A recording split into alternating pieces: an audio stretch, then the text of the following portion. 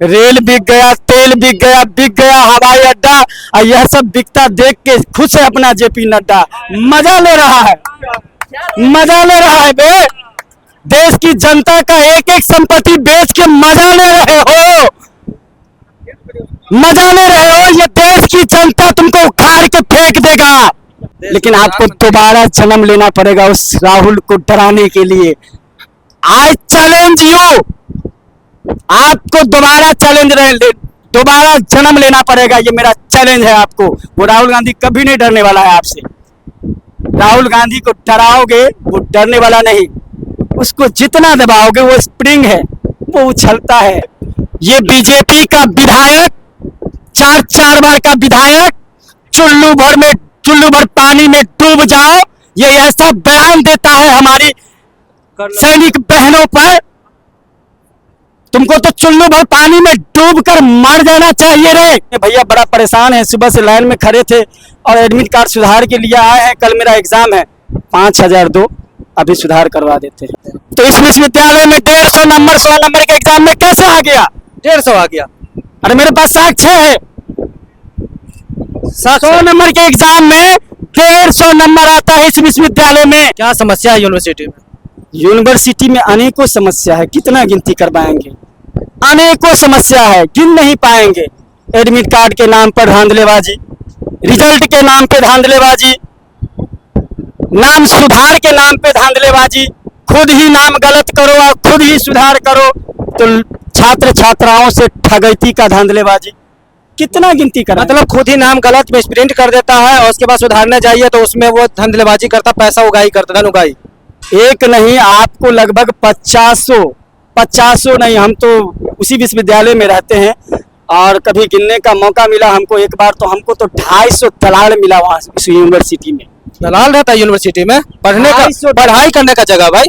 250 दलाल मिलेगा आपको, जो कहेगा आपको क्या काम है, तो आप बोलेंगे भैया बड़ा परेशान है, सुबह से लाइन में खड़े थे और एडमिट कार्ड सुधार के लिए आए हैं, कल मेरा एग्जाम है, 5000 दो, अभी सुधार करवा देते हैं।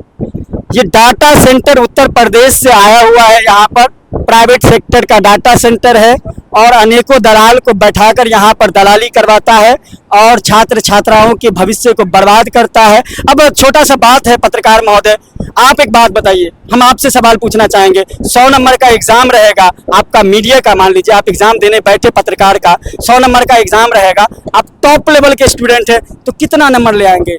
99.9।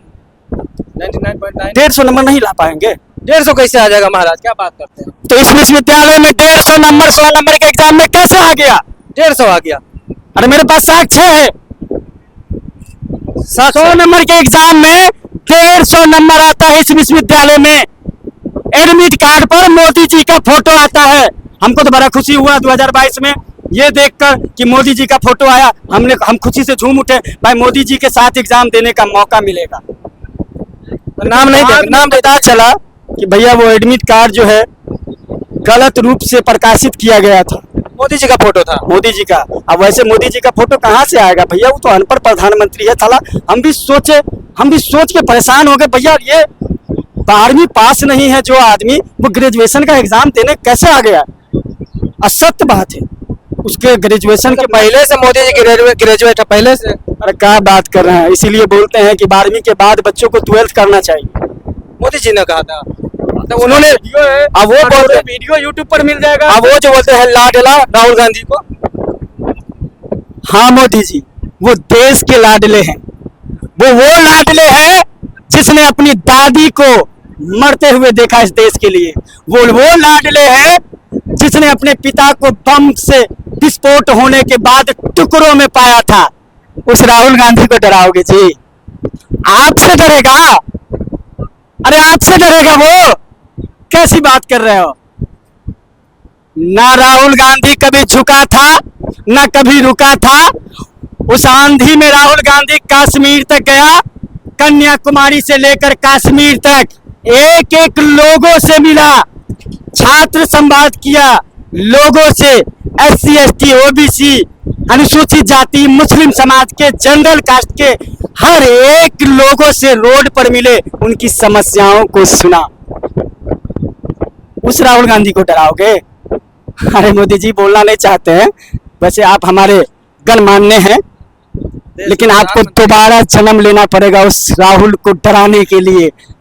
आई चैलेंज यू, आपको दोबारा जन्म लेना पड़ेगा, ये मेरा चैलेंज है आपको। वो राहुल गांधी कभी नहीं डरने वाला है आपसे। राहुल गांधी को डराओगे वो डरने वाला नहीं, उसको जितना दबाओगे वो स्प्रिंग है, वो उछलता है। उसने दादी को मरते देखा है, बाप को मरते देखा है इस देश के लिए, खुद भी कुर्बान है इस देश के लिए। अच्छा, उसको आतंकी सत्ता की हमला- कश्मीर में आतंकी हमला होता है, उसके बाद मोदी जी से जद्दा में रहते हैं, जद्दा से आते हैं एयरपोर्ट पर तत्काल में इमरजेंसी मीटिंग बुलाई जाती है, और मीटिंग में से फैसला लिया जाता है पाकिस्तान का कमर तोड़ देंगे। क्या लगता है पाकिस्तान का कमर टूटा या नहीं टूटा? उसके बाद मधुबनी में भी जनसभा को संबोधित करते हैं, उसके कल हो। पाकिस्तान मुर्दाबाद था, मुर्दाबाद है और मुर्दाबाद रहेगा। ये मोहम्मद नसरुल्लाह कह रहा है, पाकिस्तान मुर्दाबाद था, मुर्दाबाद है और मुर्दाबाद रहेगा। सोफिया कुरैशी और दूसरे कमांडो बीनिवा सिंह, आप ये भी कह सकते हैं बहन, इस देश की हर बच्ची मेरी बहन है, चाहे वो हिंदू की हो। आप ये कहना चाहते हैं कि दोनों बेटी ने पाकिस्तान का कमर तोड़ दिया। पाकिस्तान का कमर तोड़ दिया, लेकिन आप परसों का रिपोर्ट देख लीजिए। ये बीजेपी का विधायक, चार बार का विधायक, चुल्लू भर पानी में डूब जाओ, ये ऐसा बयान देता है हमारी सैनिक बहनों पर।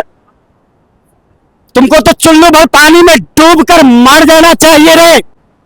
उस पे हाई कोर्ट ने केस कर एफआईआर करने का आदेश दिया है। हम कह रहे हैं हाई कोर्ट तो आदेश देगी ही, लेकिन ये जो नरेंद्र मोदी जी है, ये उसको खारिज क्यों नहीं किए? ये क्यों नहीं कहे कि तुम जो बयान दे रहे हो ये देश की माँ बहनों का अपमान कर रहे हो? ये सरासर माँ बहनों का अपमान किया गया है, देश की हर एक नारी का अपमान किया गया है। इस बीजेपी के विधायक ने देश की महिलाओं को अपमान किया है। क्या लगता है आपको, एम्स तैयार हो गया? हम कुछ दिन पहले बीमार पड़े थे, हम तो बेहोश थे, हम दोस्त थे पूछते, हम बीमार पड़े थे तो आप हमको एम्स ले गए थे ना? नहीं भाई जनाब, अभी तो एम्स का कोई निर्माण ही नहीं हुआ, बस इसका तो नहीं, ये लड़का झूठ बोल रहा है। हम एम्स को बनते हुए अपनी आंखों से देखे, लेकिन किसी को बताइएगा नहीं, देश की जनता सुन लेगा तो मोदी जी बर्बाद हो जाएगा। एम्स बना, लेकिन जमीन के अंदर जो है समुंदर में चला गया। वो दरभंगा में समुंदर है, अंदर धंस गया। एम्स बना था लेकिन वो धंस गया, नहीं अब दिखता नहीं है, कुछ भी नहीं दिखता। वहां पर दिखता नहीं है। बना था, एक बोर्ड है निर्माण कार्य वाला, तो बोल तो रहे कि बना था, लेकिन वो जो है समुंदर में चला गया। उसमें मोदी जी का क्या गलती है? कुछ गलती नहीं है। एम्स समुंदर में चला गया। इस देश की जनता को तो इतना गुमराह कर रहा है ये मोदी जी, कभी सड़क के नाम पर, कभी बिजली के नाम पर, कभी एम्स के नाम पर, कभी रेल के नाम पर। रेल बिक गया, तेल बिक गया हवाई अड्डा, और यह सब बिकता देख के खुश है अपना जेपी नड्डा, मजा ले रहा है, मजा ले रहा है बे। देश की जनता का एक एक संपत्ति बेच के मजा ले रहे हो, मजा ले रहे हो। ये देश की जनता तुमको उखाड़ के फेंक देगा। देश की जनता को ज्यादा दिन गुमराह नहीं कर पाओगे। ये हिंदुस्तान है, ये भारत है, और भारत का लोग हर बात को समझ चुका है कि तुमने कितना ठगा है लोगों को, कितना बर्बाद किया है लोगों को। लेकिन कहा जाता है कि भारतीय लोग भूलने में माहिर है, भूल जाते हैं लोग, हिंदू मुस्लिम के राजनीति में वोट करते हैं। क्या कैसा लगता है आपको? हम नहीं मानते। हमारे देश की जनता जो है वो बहुत बुद्धिजीवी है। मोदी जी पे भरोसा करके वोट दिए थे, हम खुद भी मोदी जी को वोट दिए थे। उस समय वादा ऐसा था 15-15 लाख रुपया आएगा, हमारा तो मन खुश था आया कि भैया 15 लाख रुपया आएगा तो सबसे पहले तो हम एगो गाड़ी लेंगे भैया। साइकिल पे चढ़ते हैं हम, एक तो गाड़ी तो हमको जरूरत था। एक दूसरा ये भी कि उस समय हम 12वीं में पढ़ते थे तो मन हुआ कि भैया अब मेरा शिक्षा पूरा हो जाएगा, गरीब आदमी है। लेकिन कुछ दिन के बाद, जीतने के बाद मोदी जी आकर कहते हैं कि भैया ये तो चुनावी जुमला था। ऐसा प्रधानमंत्री गंवार है कि देश की जनता को खुलेआम कहता है भाइयों बहनों, भाइयों बहनों, भाइयों बहनों। अबे क्यों अपनी बहन को, अपने भाई को ठग रहे हो? देश के प्रधानमंत्री ऐसे उसका अपमान मत कीजिए, प्रधानमंत्री को ऐसे गरिमा से बात कीजिए।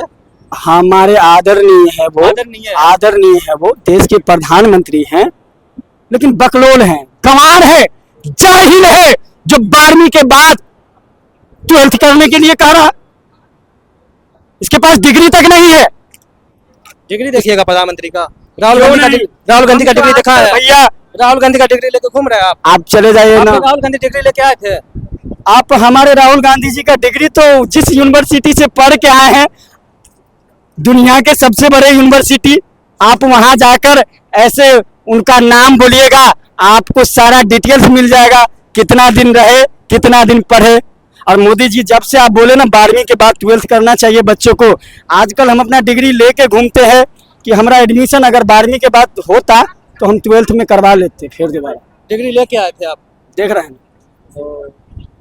मैं सुन रहा जी, राहुल गांधी आए थे और पुलिस प्रशासन का पैर फूल गया, दौड़ते दौड़ते पीछे 1.5 किलोमीटर पैदल चले। क्या लगता है राहुल गांधी है कौन भाई?